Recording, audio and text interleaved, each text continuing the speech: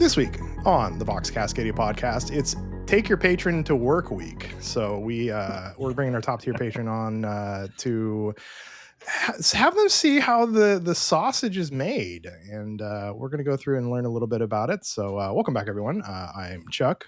We're mixing it up tonight. Besides me, I'm always here. We've got Max, social media queen, and we've got Sam. Sam, you may have heard of Sam referenced quite a few times on the podcast. Sam, my good buddy who lives down at the coast, and is our top tier patron. And so, really interesting person. So we're going to learn about him. But thanks for joining us, Max. How are you doing? I am doing all right. Pretty uneventful day so far. I mean, no real reason to complain, but still do. Filling in for both our other hosts who are not around at the moment. Tyler had some kind of trip he went on, and he said he was tired enough that he was refusing to come on to his own show. My favorite part about that was that Tyler was like, I'm home, but I'm still not coming on. Like, I don't know. I just would have left out the I'm home part. So, but, and then we have Sam. Sam, welcome to the podcast. I know you're an avid listener and one of my good buddies who I try and get together with as much as we can. So we want to learn about you. So welcome. Thanks for having me. I guess apparently you can buy your way onto the podcast if you just are a top tier patron for long enough. Pro tip. Yeah, money goes a long ways with us, so we are not shy about it. So Sam, let us know a little bit. Tell us about your hobby journey. I like to find out what led you to playing with a bunch of miniatures, as well as being here with Max and I on a Tuesday night recording a Kill Team adjacent podcast. Well, I'd say my game hobby journey started when I was in middle school, and I saw people playing the Star Wars CCG game and was like, I want to do that because I'm not cool enough to hang with the Magic kids, so I can go hang with the Star Wars card kids. So that's how I learned how to be a big nerd. Then flash forward to like 2015, 2016, I was working at a co-op, and they sent me to the Midwest as one does for co-ops. I went to Minneapolis and walked into a game store and saw a bunch of the X-Wing miniatures games and was like, hey, I'm still a Star Wars nerd. Let me jump in on this. That game was fun, but didn't have the hobby part. And I kept hearing about this Warhammer game and was interested, but also didn't want to drop like $1,500 on an army. The weird thing about starting a family is I didn't want to start a hobby that was that expensive. But I heard about, both Warcry and Kill Team as like entry games. I went to the local game store at the time here in Astoria to get the Warcry game, and they didn't have it, but they did have a Kill Team box. And that's how I ended up in Kill Team. Well, luckily you chose the Kill Team box and they had that one, because Warcry, as Tyler will tell you, is dead. So you made the right decision. And I feel like I have no regrets making this decision over the Warcry one, other than the fact that they have some pretty cool models. If I'm not going to have anyone to play with in a small town to play Warcry versus Kill Team, I'd still rather not play with anyone playing Kill Team by myself. That I am super jealous of Warcry, because like you mentioned, they do have some really good models. I feel like it's just easily the best models they have. I think it's because I think personally, at least with Warcry, is because they can do whatever the hell they want. It's fantasy, and they don't have to like make. Yeah. They're making like 5 dudes. So Sam, like you mentioned, you're from a small town. That's one thing I wanted to talk about too. Is how keeping the hobby alive when you don't have like a big game store you can go to with a local night and stuff. We'll get to that in just a minute. But I also, so you went from X-Wing to Warcry. Mm-hmm. How did you cut your teeth on the hobby portion in this? Do you have previous experience with art stuff, or just kind of like the internet and winged it? Yeah, it was mostly the internet and winging it. for me. I had like middle school art class once, kind of art history. I took a college level art history class. Turns out I can name some famous Renaissance artists. That's about all I've got from that. They didn't I teach got the me Ninja how Turtles. to. That's about it. So Yeah, Well, there's some Ninja Turtles. that helps. There's That's cheating. yeah. um, so a lot of it was like I had got before I really started with the Kill Team box. I got the Knock Moon box. That was my first step into Kill Team. mhm. It was advertised as like a starter in some way, and it definitely wasn't that, which was interesting. But before that, I'd done like a few D&D minis just to try painting. The plan was to like paint some of the X-wing miniatures, and I was like, "What's something cheaper than an X-wing miniature to start on?" So like the little $5 minis is where I started, and now I've taken up the incredibly cheap hobby of Warhammer Kill Team. Yeah, Kill Team's supposed to be the cheap, get into it quick kind of skirmish game, but it turns out being just as expensive as the main one because you don't buy an entire army of stuff, but you buy enough different kill teams that you'd have actual I mean, armies if they all went together. That's how you end I up with the feel like Imperial Agents list in 40K. Yeah, pretty much. So you started with Knockman, so Corsairs and Legionaries. Was there one of those teams that that you started off with? well, being in a small town and having apparently the only box of Kill Team in town, I split it with my then like 6-year-old child, and Hmm. they wanted the Legionary because they're pretty metal. Uh, and they have big guns. So I started with the Corsairs, which was fun, and like that was also my first real step into Warhammer lore of any sort. So trying to find out the Corsair history or lore at the time was kind of hard. Like now there's a book. Uh, Hmm. that would have been great when I started. Because I was like, who are these people? What is their deal? And it took a little like podcasting, listening to a novel, an audiobook to figure out what is this. Because I didn't have any friends that were doing Warhammer at the time. I had a couple of people from X-Wing podcast who would talk about other games very briefly, as you all do.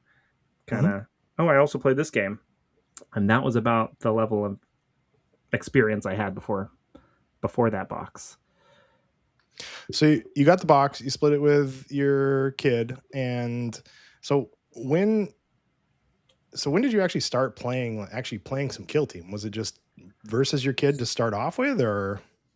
Yeah, I mean, like really graciously, it was against my kid. It was like me playing Sad Hammer with an audience of one who also had opinions, but didn't want to learn the mechanics, but had opinions. So like I couldn't win because the legionaries had to win, but I could practice like, Sure. okay, so this guy can do 2 actions. Let's see, let's move him about this far. Oh, if he climbs, we have to like subtract 2 and figure this out.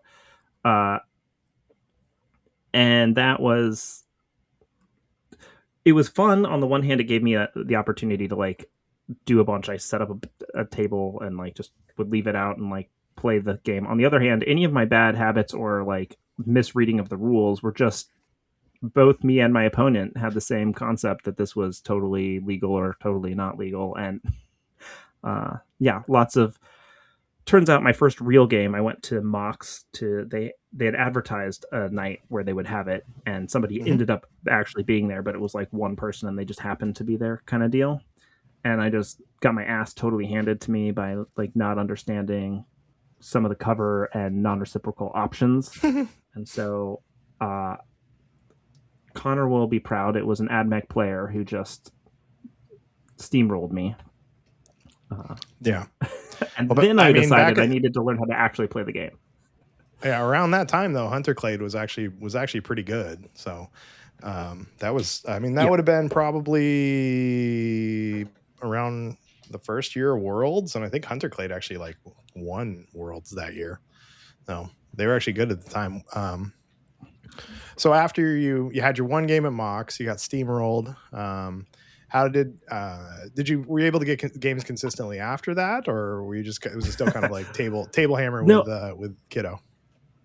yeah, it was slightly less sad hammer.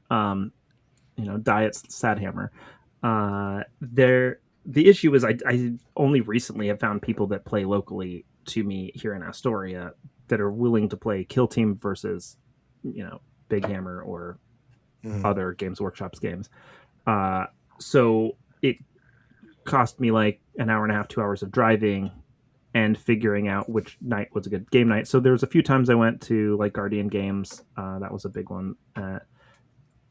Mostly, I only found out about those after listening to the Squad Games podcast when they brought up this podcast. When right as this one was starting, I was like, "Oh, I wish there was one in my area that was more regional to me." And I don't know, I'd listened to it for like a month or two before you guys were brought on, and then I was like, "Okay, here's the one that I actually have to listen to." Yeah, you got to keep it local. So Right, yeah. Um, locally sourced nerd fandom. Yeah. so I have a topic. I want to we get sidetracked a little bit. So I have a question. Oh, do How we? because you live down near the coast, and so you're like an hour and 20 minutes from Portland, and and I feel like Tyler's the same way. Is distance in a car different when you live in the middle of nowhere? Because if you were told me that like you came up to my house actually and just to play a game with me and have dinner, and I was like, I thought you were in Portland for the day or something, and it just happened to work out. But no, you came up to like to hang out and play, which was awesome. I loved it. And but to me, I'm like I don't know. Time in a car feels different when you have stuff closer. Is this is that something that as you like when you need to drive farther for stuff, just like time's irrelevant in a car? Um, I think for me, I had a lot of weighing like how much I actually want. Like, am I making the excuse not to visit my friends because it's an hour in the car on a night where I was going to just be sad by myself for that same amount of time, wishing I was playing a game that I haven't played in a while? Then it's totally worth it. And I do live like 20 minutes outside the bustling metropolis of Astoria. So Hmm. to get to Astoria, the large coastal metropolis, it takes me 20 minutes. So I have a 20-minute drive to work, and between me and there, it's a like 2-lane highway with a lot of places you can't pass. Yeah.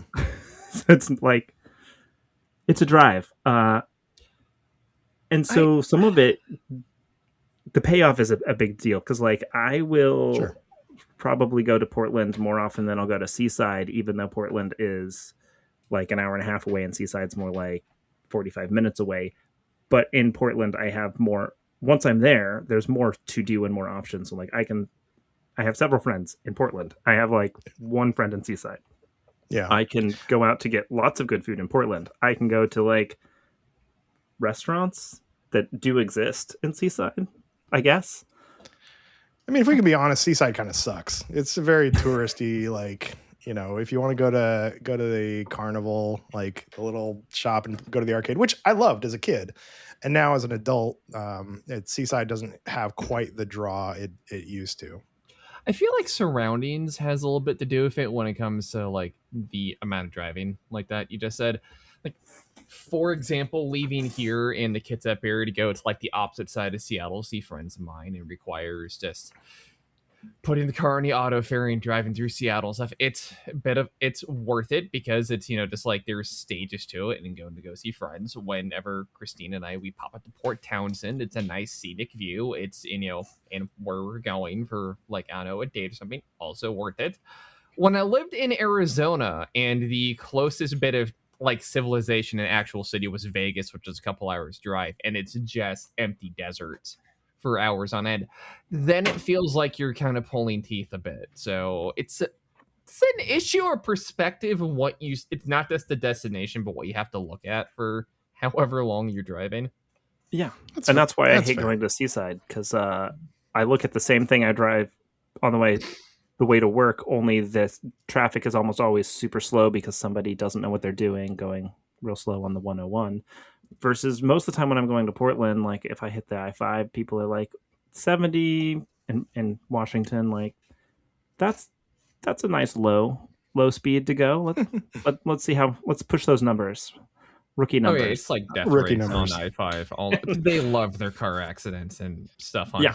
I-5. Oh my god. Yeah. Yeah, I don't know. My family is from upstate New York. And when I say upstate New York, I don't mean like Buffalo. I mean like Vermont, Burlington, like Vermont, like adjacent. And everywhere you went there, it was like 30 minutes to the store. It was 3 hours to the relatives. And they would just like hop in the car and head that way. And I don't have that in me. I'm like, there's a Thai place that I really like that's like 10 minutes across town. And I'm like, I don't know. Maybe I'll just get the one that's 2 minutes up the street. So I don't know. I'm not car conditioned. I know Tyler's literally like, he wanted to host a tournament in Albany. And I'm like, that's like an hour and 45 minutes away. He's like, that's right. That's fine. People will come. I'm like, no, nobody's going to come to that. No. I mean, I think it depends. You might get the people from Albany, Corvallis would go. And the people from Portland would be like, well, the diehards would go, and the not diehards would not go. Yeah, me from Vancouver, I didn't want to go because it was like an hour and 45 minutes. So, yeah. But so you're taking trips to Portland, get your butt kicked by Hunter Clade. Where'd you go next on your journey for into Kill Team and through the hobby? I mean, honestly, I would show up at some of the game stores for the open nights, especially once I was joined to this Discord and was able to find the ones that were regional to me and be like, oh, here's several stores. I can see what times and days that they have them open. And most of the time, somebody was actually there for that. It also helped that I had a place to like check to make sure, hey, is anyone going to be at this place on this day? Because I'm driving 2 hours to get there. Please play a game with me. Yeah. And so, yeah, it would also be like, I would hear people be like, oh, maybe you can get 2 games in if you leave after work, go there, get 2 games before the game store closes. And I was like, there's just no way I was going to be able to do that. Being a little bit of a slow player and taking an hour and a half, 2 hours to get to and from. There was a one like 3 hours. I spent about as much time in the car as a like very slow game of Kill Team would last, about 3 hours. I don't know. I feel like our games are pretty quick. Maybe that's just because I'm either one of us is dying really quickly when we play. It seems to be so. I mean, I feel like that also helps. Like I do play too aggressively sometimes, and so that helps the games go quick. Yeah, I either win fast or I lose fast. Yeah, I mean, when last time we played, when I was down, I lost real fast. We were kind of in a time crunch, and you demolished me. So, where are you? So, what are you in the hobby? What are you working on right now? Well, I heard Tyler talking about doing the Nemesis Ops as a real competitive thing, and so I went out and purchased somebody to go with my sister's team here. Yeah, Morven Ball. Morven Ball. Although he said not to do it as the named characters, so I'm trying to think of a pun name that is either still Also that doing or something similar for my like, sister's progress. Yeah, Tyler has a concept that he wants to do where we're going to do like a little mini Nemesis tournament or something where we're going to have. He hasn't totally fleshed it out because that's how Tyler does stuff. He just throws something out there and then like, wings it from there. But wants to do like a small, medium, and large Nemesis for each of us. And that's all I've got from there. I remember, if I'm remembering this conversation correctly, it was everybody has to, with like whatever your actual like kill team is, and then it is a small, a medium, and a large nemesis. You have one of each of the weight classes, and you have to like pre-submit what the build is. And I think the game plan was you wanted 4 rounds, and you have to choose which one of the nemesis opters you're going to use in any given match, and then you couldn't use them again. I think it was 4, which even put you into a situation where you might not be using like one against somebody. I think that's what the idea was. I have terrible ideas for things already, so yeah. What's one of your terrible ideas, Max? Okay, well, I've been playing Blades of Cain in my narrative league over here in Kitsap County. So I already have my that nice I already have my nice little like store anniversary model that I have painted up in nice like bottle tan colors and everything. That will be a good like a small one. And then I got from Grant, I got like a Wraith Lord I'm currently refurbishing. And then up on my shelf that I got for much to Connor's disappointment in me, I traded my old Hunter Clay team to somebody had to swap me, and I got a whole ass Wraith Knight, which is going to be really impractical to go and put onto a kill team board, but I do have it, and I keep threatening people with it. Kill team's not about practicality, especially with Nemesis, especially with Exodites. So, No. Yeah. Speaking of Exodites, Max, I don't think we've got your. Did we get your take on Exodites? No, we didn't. No, not recorded. No. So okay, so there's a whole lot of opinions I had in the Discord while like the reveal was happening, which was it was in order. Just oh my god, finally we have Exodite models, and I've been calling we'd eventually if we are gonna get Exodites, they'd be in Kill Team first for a while. So I am the most vindicated woman alive, and I'm always right. And then wait, what do you mean there's only 3 of them and they have APO4? Wait, what do you mean they're mounted cavalry and kill team? How's that going to work? What do you mean they're all on those oval bases like that one sniper that Hunter Clade had? That was a pain in the ass with just that guy. So it was kind of a rolling set of reactions here. And my main takeaway, I think, is that I'm going to want this box. It's Space Cells riding dinosaurs. For sure. What's not to like about it? Am I going to ever deploy that team against somebody?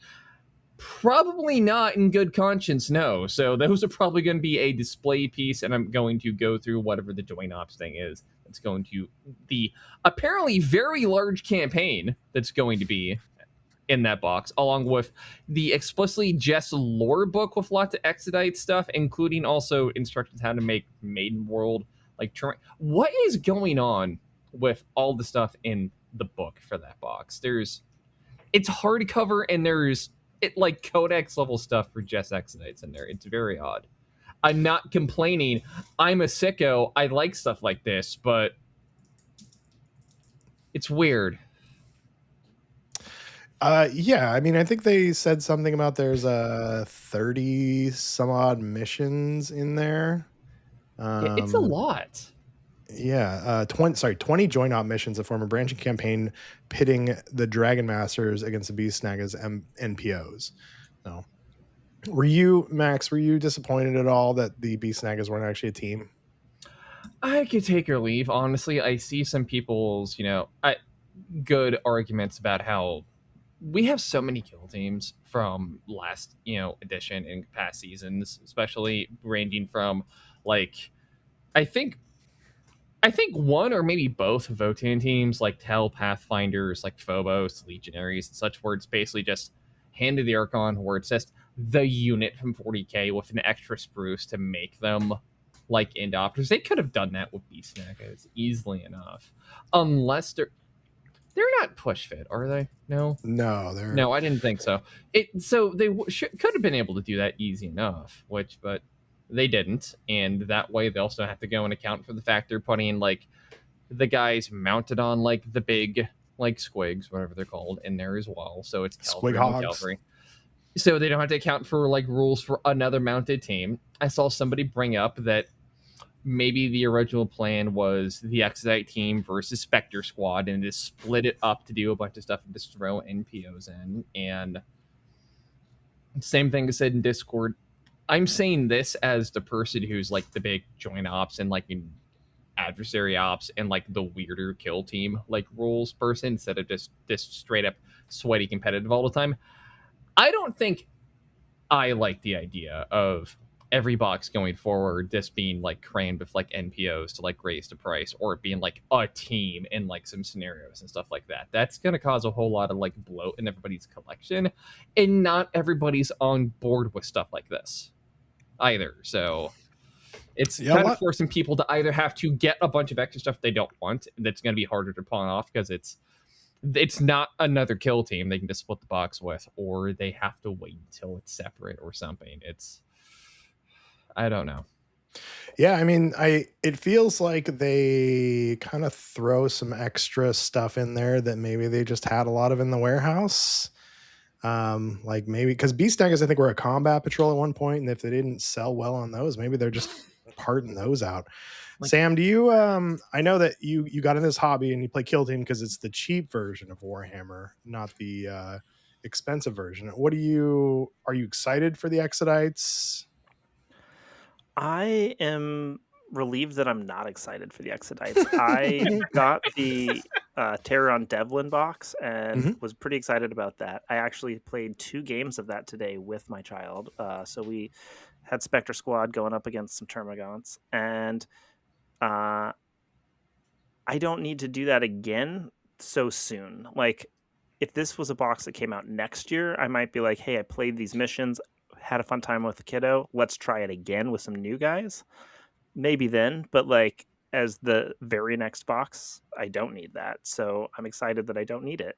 I do love the models. I do want to paint them someday, maybe, but I don't want to buy a whole box because there's 4 cool dino dudes. Oh, three cool dino dudes. So 3 cool dino Three and to and dudes.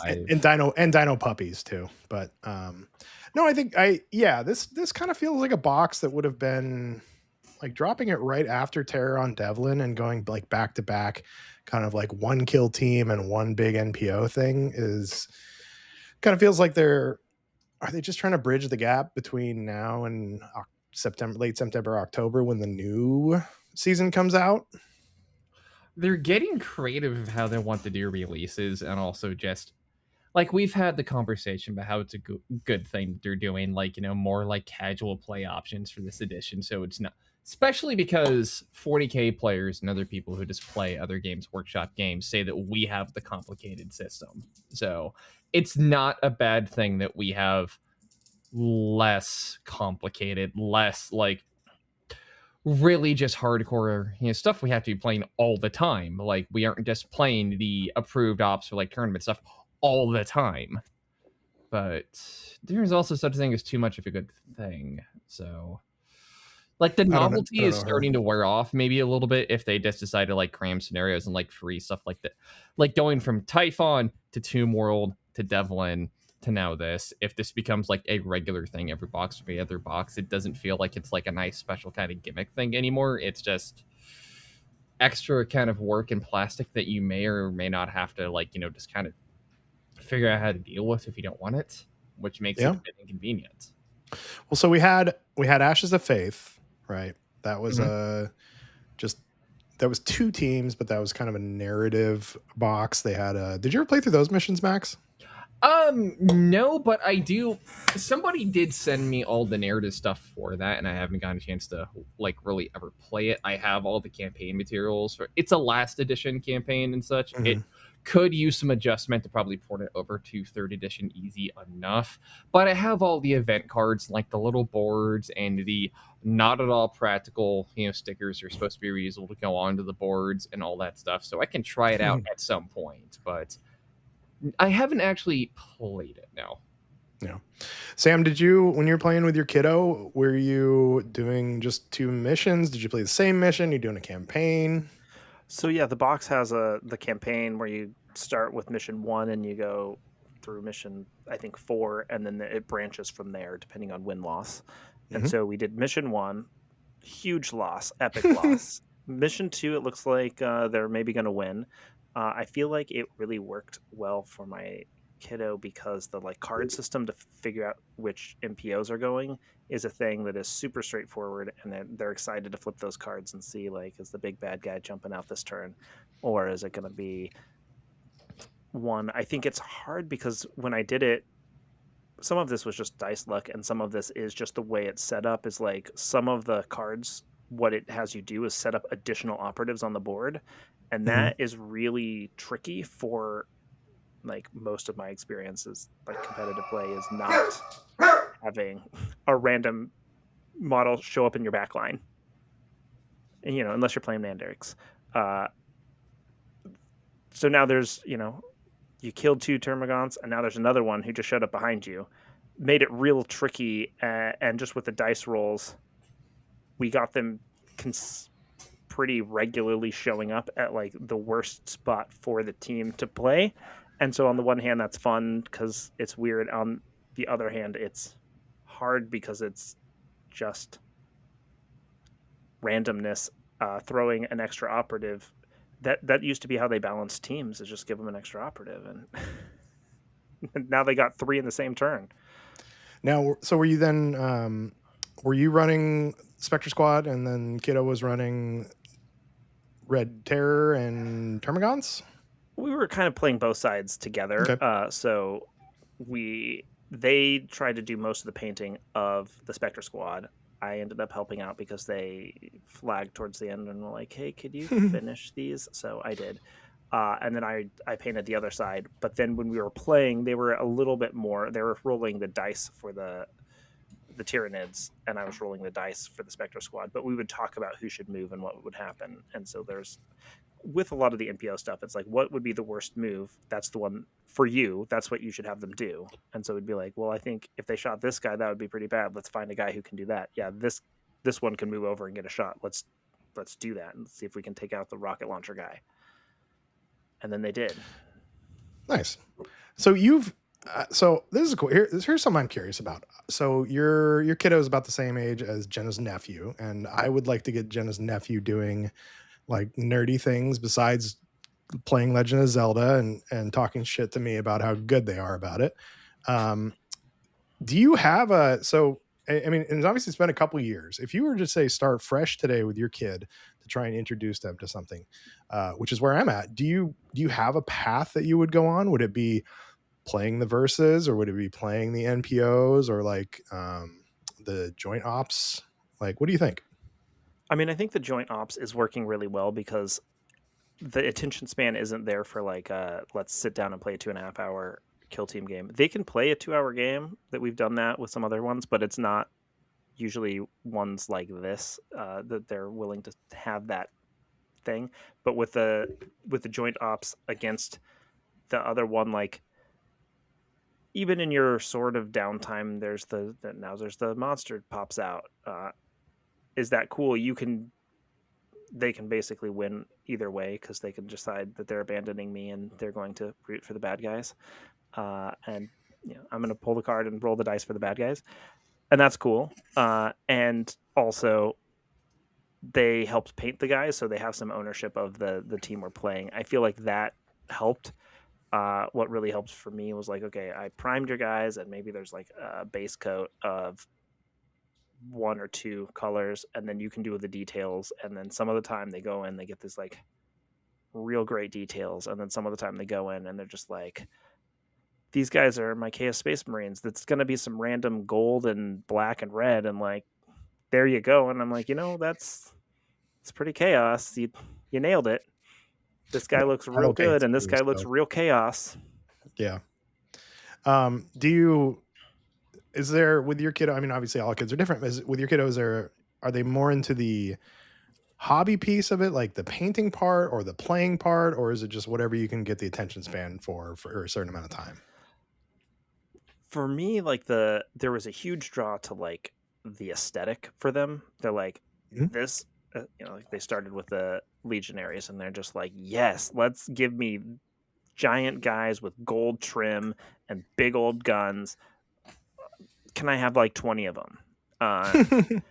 And then can I take every piece of terrain you have for every game system that you have and put it on one big table and have an epic battle? And I'm like, you can. That's not a game, but you can certainly play that way. And I think that was like the stepping stone. Was like, I tried to play a game with them. They were playing their own way, and then they started incorporating some of the rules. So they're like, okay, this guy can move, and they'd pull out a measuring stick. This guy can move this far, and then like this monster can move that far. Oh, this monster's going to move that far, and then they're going to whatever, shoot or fight or whatever. And so like they started taking in the kill team rules, but it was kind of like 2 rules at a time. Like, we're going to have the guys slow alternate. going. Yeah. We're gonna have the guys alternate, and then they can do 2 actions or 3 actions or whatever. You use the measuring sticks. Now, did they go by what the technical operative's distance was? No. Like, this guy's got jetpacks. He goes how far he wants. Yeah, I mean that's it's like playing with GI Joes. You make up your own rules as you go. So I kind of did a game with Jenna's nephew where I set up a board of Volcus, and then we got all of his army men out and just kind of put those up, and I just made up some basic rules. It was basically like, okay, you pick a person.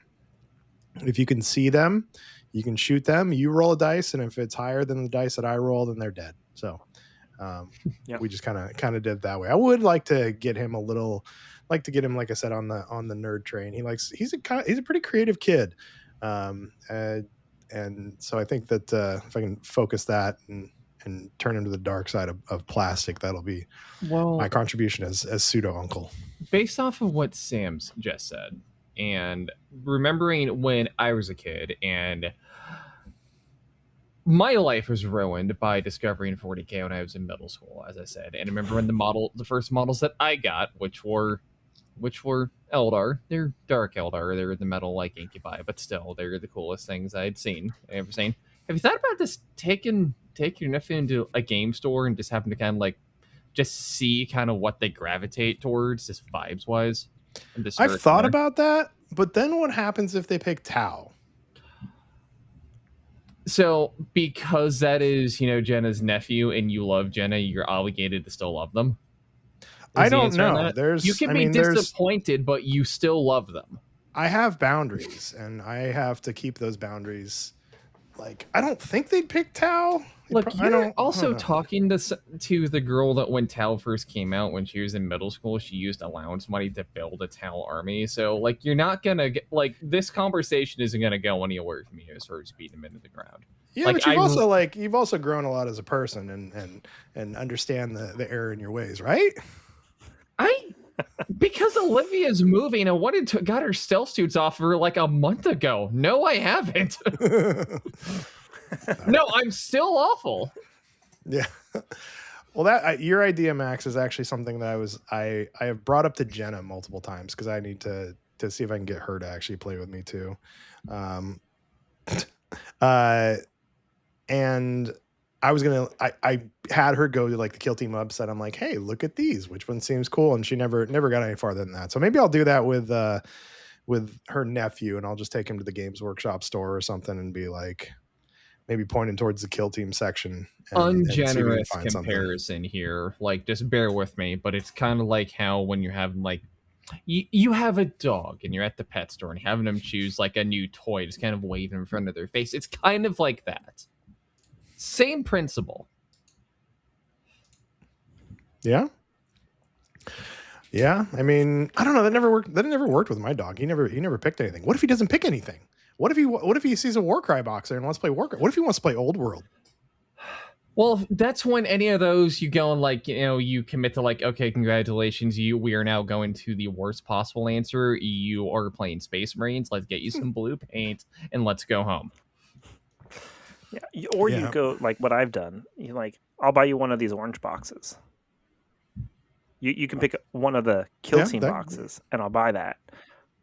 You can look at everything, and this is what I'm going to buy you. One of these. Well, maybe we'll see. Maybe I think he's maybe 8. So it might be actually no, he's not. I don't even think he's 8 yet.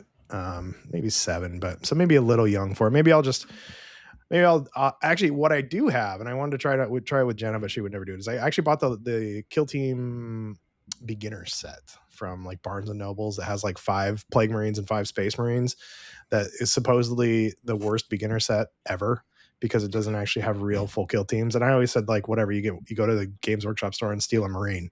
Like, they'll give you a Marine just for it. You can fill your team out. You end up with let me think about this for a second.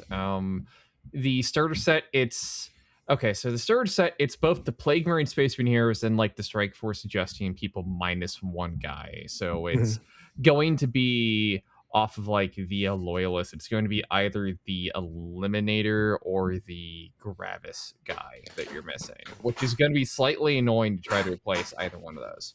Not for you as you go to your giant pile of crap back there, for the average person. Sorry, not pile of crap, the queue. We had a conversation about this past week. It's not a pile of shame. It's the queue.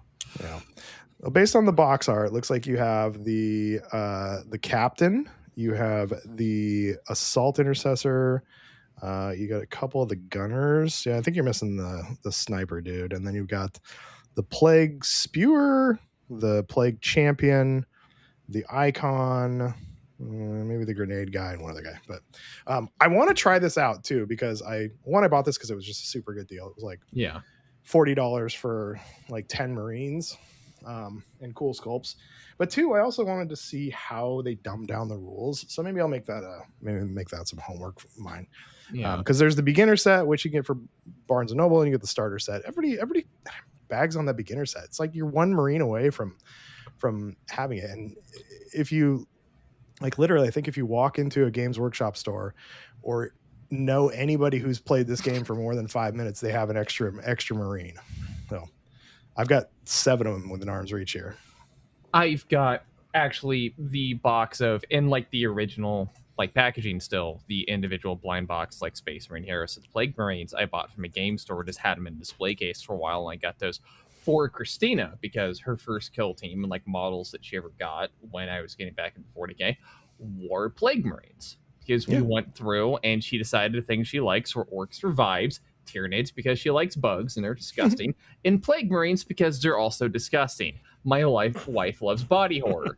They're still all on the spruce, but we have them. And then after I got those, they started to repackage them and sell them again normally anyway. So Max, Sam, you guys played together, actually.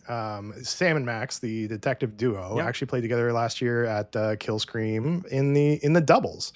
Yeah. So y'all had never met before, and I can't remember which one of you was actually looking. I think Max, you were looking for a partner. I'm like, Sam's good people. Well, did you guys like that doubles format where it was just like playing on the boards next to each other? Or have you guys played the crossboard doubles style?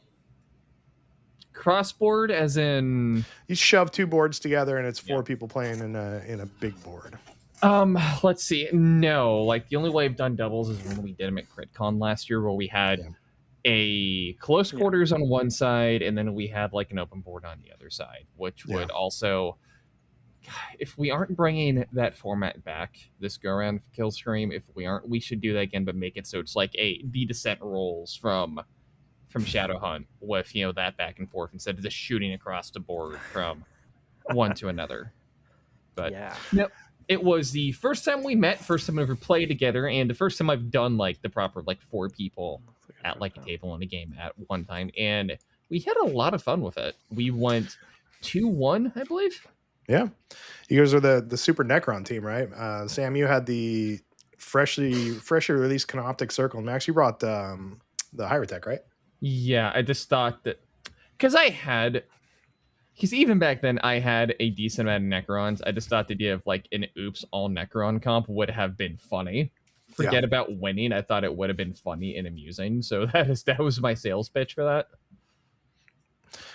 I think we lost Sam for a second. Yeah, we absolutely did. And if we are going in, I'm pausing for a second. We should get his audio and video downloads after this.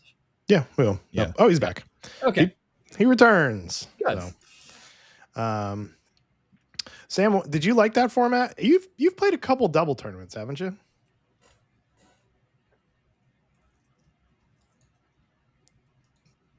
You're muted. Are you there? Sammy, can you hear? Oh, there he goes. Oh, now he's offline. Oh, hold on. Coming back. He's back. I'm back. Looks like my internet decided that I didn't need to do it anymore. That's all right.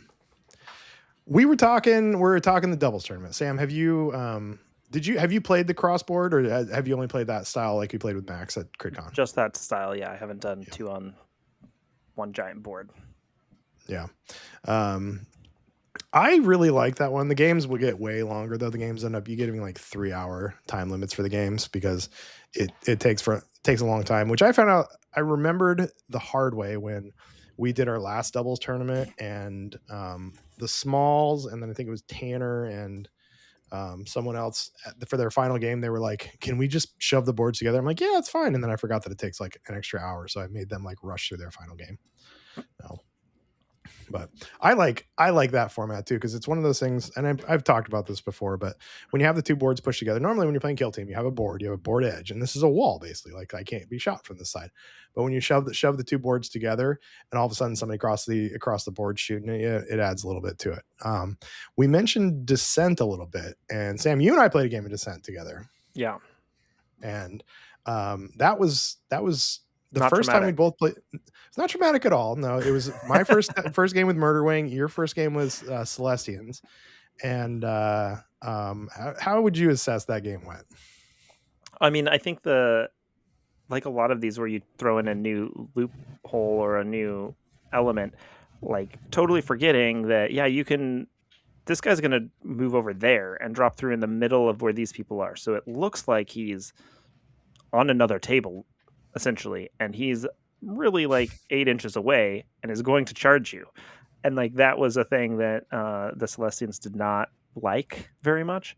But I think it's one of those where it can be really fun once you like get a couple games in, or if you're like, we're just going to do several different wacky games, and every time I'm going to be caught out by the rules because each game is going to have a weird one. That's kind of what I'm expecting with this, like with Tyler's whole let's bring the Nemesis ops in, is like parts of it are going to be just a surprise and like, oh, that was a horrible choice, or I didn't realize how great of a choice that just was. I just crushed this thing by accident.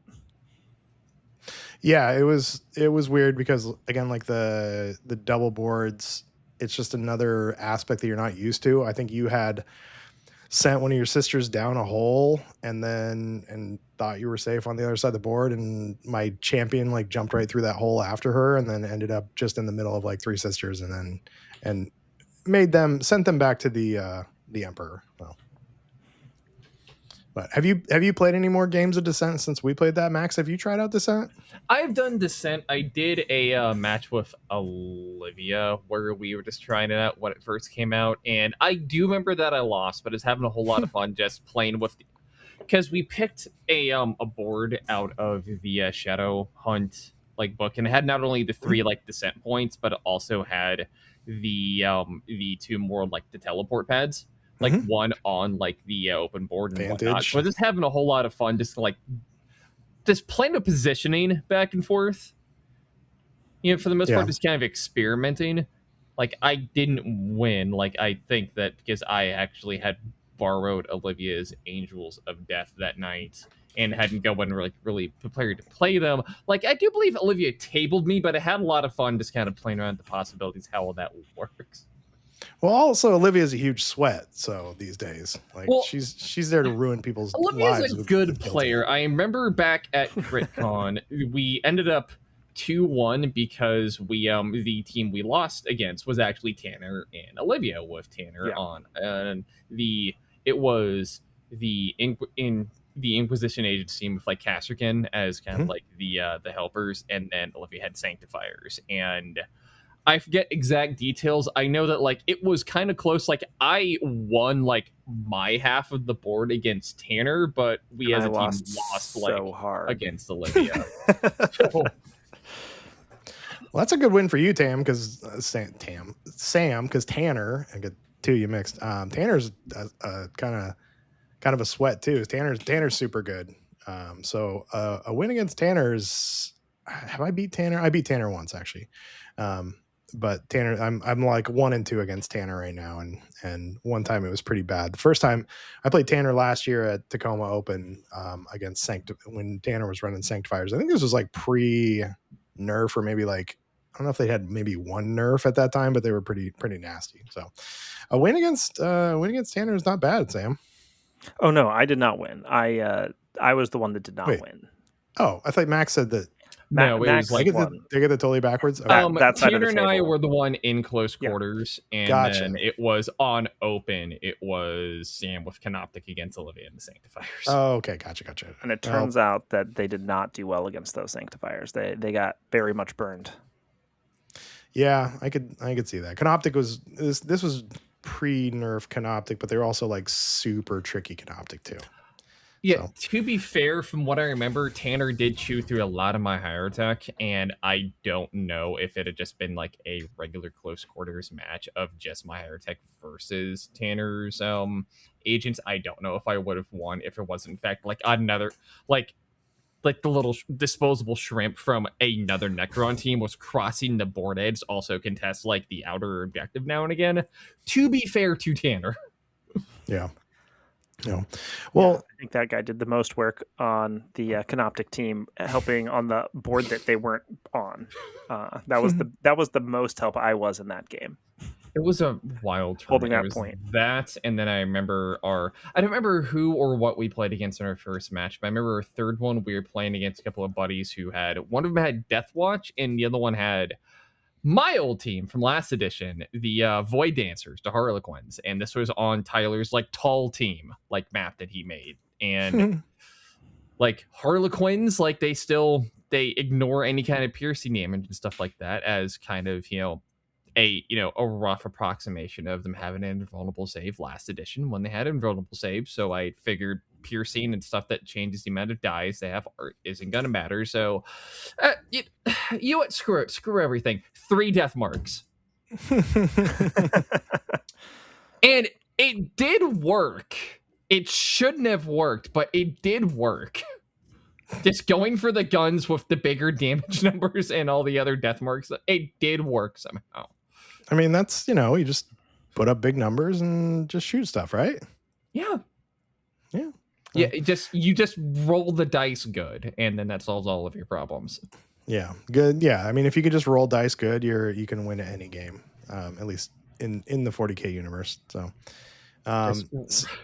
roll dice good, and I found, because I use the exact same cryptic for every like match, it's just you just have your Psychomancer put down the thing that says, no, you're not interacting with that objective. It costs 1 more AP now. Yeah. Like, no, you're not. Sam, what's next for you? So you got obviously ChuckyCon coming up, and then you're gonna be coming to. Are you gonna make it to Tacoma? You're not making it to Tacoma. I'm not making it to Tacoma, or at least I haven't got tickets or anything. I don't plan. Some personal life stuff came up where I was expecting to go somewhere else that weekend, so I didn't get tickets, and now I still have there's a day camp in Portland that I have to bring my kiddo to on that starts the Monday, but I have to bring them there the Sunday. And I was like, do I want to go to Tacoma on take a day off of work, go to Tacoma on Friday and Saturday and Sunday, and then drive home and then drive back to Portland? I don't think I do. That's a lot of driving. Yeah. Yeah. Yeah. So I'm probably going to skip, or I might come up for the Saturday just for the day, just to hang out. We'll see. Cool. That'd be cool. I know that there's going to be a lot of people up there. Sam, I know you're not playing in it, and Max, you're not playing it either, but 11 rounds of Kill Team. Some people over 3 days. Some people are super excited about this. I'm just dreading it. Almost just kind of feel obligated to go play just because it's local and I want to make sure the Tacoma Open continues to happen, but I'm not really looking forward to 11 rounds of Kill Team. So what's y'all's thoughts on 11 rounds over 3 days? I do not have that. I do not have that dog in me for 11 rounds of competitive Kill Team. Like, absolutely not. Absolutely the F not. No. That day would triple the amount of Kill Team games I've had this year, probably, just thinking about it. Like, trying to divide that as evenly as possible. That's what, 4, for the first 2 days and then 3 on the last one? Is that what the game plan is? That's a lot of, mental load and, thinking very strategically. And also hunching over one of those tables and what that's going to do to your back and your neck and trying to find, time to, barely eat something in between matches and all this other stuff in 3 days. Yeah, I'm even more excited when you remind me of all those things, Max. You're welcome. You'll at least have a hotel room in the hotel in like event. I'm hoping so you can like retreat to that, and you wouldn't have to do what I would have been doing, which is driving half an hour to 40 minutes, back home after all that, and then coming back, with the same commute the next morning. Well, that's what I usually do, but Nick's going to be out of town, so I did get a hotel room. I think I'm about a 10-minute walk from there, so not as convenient as like being in the same building, but I won't have to. Last year, the Narrows Bridge they were working on the Narrows Bridge at night, so it took me like an hour and a half to get home one night. So, but so no Tacoma, but you coming to CritCon? Got that blocked off already? Yeah, I got my ticket. I've got my time blocked off. Turns out I'm going to the two most highly regarded tournaments, the ChuckyCon and CritCon. Yeah, those are the two that I've got blocked off. I got my time in as early as possible, and then my boss was like, "Okay, nobody can request this time off," and I'm like, "You already approved it, so I'm already gone those 2 weeks." Yeah, that's a very, very important time. So, but anything else you got going on coming up soon, Sam? Hobby wise, I'm gonna try to find one or two more models for this Nemesis Ops thing, which is also hard just because like when I looked at the rules, I was like, this is an entirely vibes thing. So how do you decide what's a small versus a medium versus a large? Yeah. And the answer is like, what do you think would be cooler? Yeah, one example for a small in the book is a regular like disc crisis suit that Tatel have, which is like a 40 like millimeter base. Do I have that right? I think so. Let's find out. Like that's the same base. It's pretty sure it's like this base size here, which is the same thing I'd put my Wraith Lord onto, and that's what I'd use as my medium, for example, because of the height. So it's entirely based off of vibes. Yeah, I'm well, if you're having trouble procuring stuff, 50 millimeter. Okay. Sam, let me know and we can hunt it down for you. I might have it in my closet or down the street or something too. So you're I've got a couple leads. And are you going Celestians then? Yeah. The team, and then Sam, you're a sisters person, right?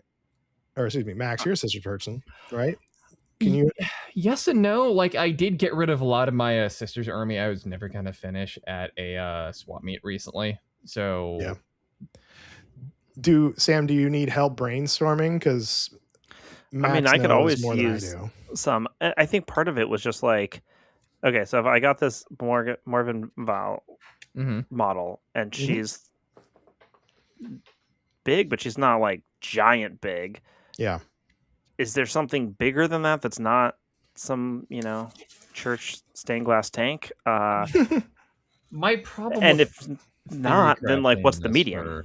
My problem with like thinking about this for a lot of the Imperial teams is my my end kind of like thought has been for large ones, whether it be just for like outside of Space Marines, because like the modern like big dreadnoughts can be a large one just fine. Like one of like I have for my Death Watch, I have one of like the old school like box knots that I've used as a medium one, and then I've had the idea because I've seen them secondhand like one of the local game stores. I think they might be I don't know if they're like a Horus Heresy thing or if they're like an actual melee, but there's some kind of like very big Space Marine with like incredibly stupid shoulder pads or something. That could be a small guy, but with the most of like the other Imperial things, I keep coming back to.